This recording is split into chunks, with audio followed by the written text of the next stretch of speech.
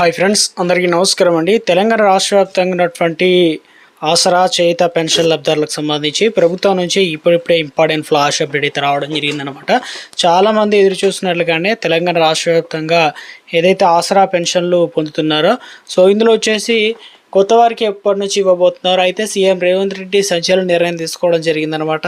ఆ వివరాలు ఏంటి అనేది తెలుసుకుందాం. ఈ నెలకు సంబంధించిన పెన్షన్లు ఎప్పటి నుంచి ఇవ్వబోతున్నారు, ఎవరెవరికి ఇవ్వబోతున్నారు, ఎవరెవరి పెన్షన్లు కట్ చేయబోతున్నారు, ఆ వివరాలన్నీ మనం వీడియోలో స్టెప్ బై స్టెప్ ఒక్కొక్కటిగా తెలుసుకునేటువంటి ప్రయత్నం అయితే చేద్దామన్నమాట.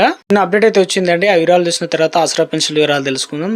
ఇక మనం మీ సేవ సెంటర్కి అయితే వెళ్తాం. అందులో వచ్చేసి క్యాస్ట్ ఇన్కమ్ కావచ్చు, పాన్ కార్డు కావచ్చు, ప్రతి ఒక్క సేవలు పొందాలన్నా చాలామంది మనం మీ సేవ చుట్టూ తిరుగుతూ ఉంటాం.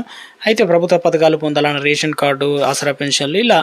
అయితే రాష్ట్ర వ్యాప్తంగా మీ సేవా కేంద్రాల్లో ఇక నుంచి కొత్త రూల్ అనేది వచ్చిందనమాట. దరఖాస్తు కాగితం, రసీదు అంటే గతంలో మనకు పేపర్ మీద రాసి తర్వాత వాళ్ళకి ఇచ్చి స్కాన్ చేసి ఇవన్నీ జరిగేది. తర్వాత రసీదు అనేది మనకు వాళ్ళు ఏదైతే ముఖ్యంగా ప్రింట్ తీసి మనకైతే ఒక స్కాన్ రసీదు ఇచ్చేవారు అనమాట.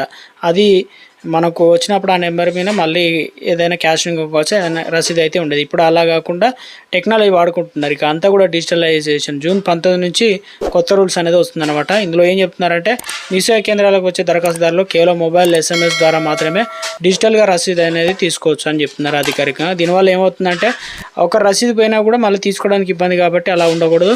అందుకని చెప్పేసి ఇక మనకు ఆన్లైన్లో మొత్తం SMS రూపంలో వస్తాయి కాబట్టి కుల ధృవీకరణ మరి ఏదైనా ఇతర సేవలు దరఖాస్తు చేసుకున్న వెంటనే రిజిస్టర్డ్ మొబైల్ నెంబర్కు SMS వస్తుంది. SMS ఉండేటువంటి ప్రత్యేక లింకు దరఖాస్తుదారుకు అవసరమైన డాక్యుమెంట్లను లేదా రసీదు చాలా సులభంగా స్మార్ట్ ఫోన్లో నేరుగా డౌన్లోడ్ చేసుకోవడానికి ఇవ్వడం జరిగిందనమాట. ఇవన్నీ కూడా ప్రతి మారుమూల పల్లెలకు విస్తరించాలనే ప్రభుత్వంతో ఈ లక్ష్యం చేసుకోవడం జరిగిందనమాట.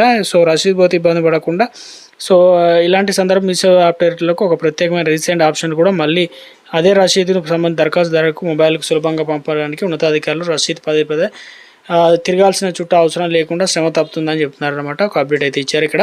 అదొక స్మాల్ రిక్వెస్ట్ అండి. ముందుగా వీడియోస్ ప్రతి ఒక్కరు కూడా లైక్ చేయండి. కొత్తగా ఛానల్ వస్తే తప్పకుండా సబ్స్క్రైబ్ చేసుకోండి. చూస్తున్నారు కదా, లైక్ చేయడం మర్చిపోతున్నారు.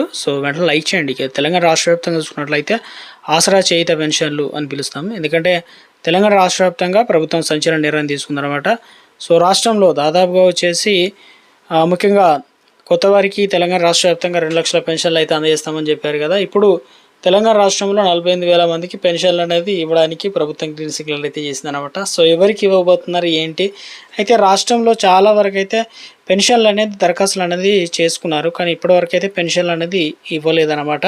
ఓన్లీ డయాలిసిస్ వ్యాధిగ్రస్తులకు మాత్రమే ఇవ్వడం అయితే జరిగిందనమాట. తెలంగాణ రాష్ట్రంలో ఇక ఆసరా పెన్షన్ లబ్ధిదారులకు సంచలన నిర్ణయం బిగ్ షాక్ అయితే ఇచ్చారు. ఎందుకంటే వెరిఫికేషన్ చేపట్టిన ప్రక్రియలో భాగంగా ఇప్పటికే రాష్ట్రంలో దాదాపుగా 1,28,000 దాదాపు 1,30,000 మంది పెన్షన్లు అనేది తీసేసారనమాట. కట్ చేశారు. ఎందుకు కట్ చేస్తున్నారు ఏంటంటే ఇప్పుడు వెరిఫికేషన్ నడుస్తుంది. అందులో వచ్చేసి చాలామంది ఇతర ప్రాంతాల్లో అయితే ఉంటున్నారు, అందుబాటులో లేకుండా ఉంటున్నారు. అదేవిధంగా ప్రభుత్వ ఉద్యోగులు, తల్లిదండ్రులు, పిల్లలు ఇలా 5 ఎకరాల వ్యవసాయ భూమి కలిగి ఉండి 4 చక్రాల వాహనాలు కలిగి ఉండి అనర్హులు కూడా సైతం ఇక వృద్ధులు కాకపోయినా వృద్ధులు అంటూ ఇక ఆసరా పెన్షన్లు సంబంధించి తీసుకుంటున్నారు. దివ్యాంగులకు సంబంధించి ఫేక్ సర్టిఫికేట్ ఇలాంటివన్నీ కొన్ని చూశారనమాట. ఇక పట్టణాల్లో కంటే గ్రామాల్లో ఎక్కువ మంది అనర్హులు ఉన్నట్లు గుర్తించారు. అందుకని వారు అందరినీ తీసేసి కొత్త పెన్షన్లు ఇవ్వడానికి ప్రభుత్వాన్ని ఏర్పాటు చేసింది.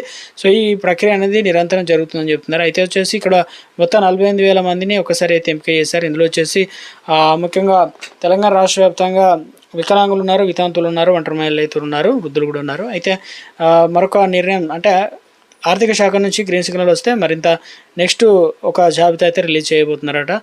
లబ్ధిదారులకు వచ్చే నుంచి పెన్షన్ అయితే ఇవ్వబోతున్నారని చెప్తున్నారు. రాష్ట్రంలో ఇప్పటికే సమగ్ర వెరిఫికేషన్ అయితే నడుస్తుంది కాబట్టి పెన్షన్లకు సంబంధించి మరి ఎప్పటి నుంచి ఎప్పటి వరకు అయితే అందజేస్తారని చెప్పి చాలామంది అడుగుతున్నారు.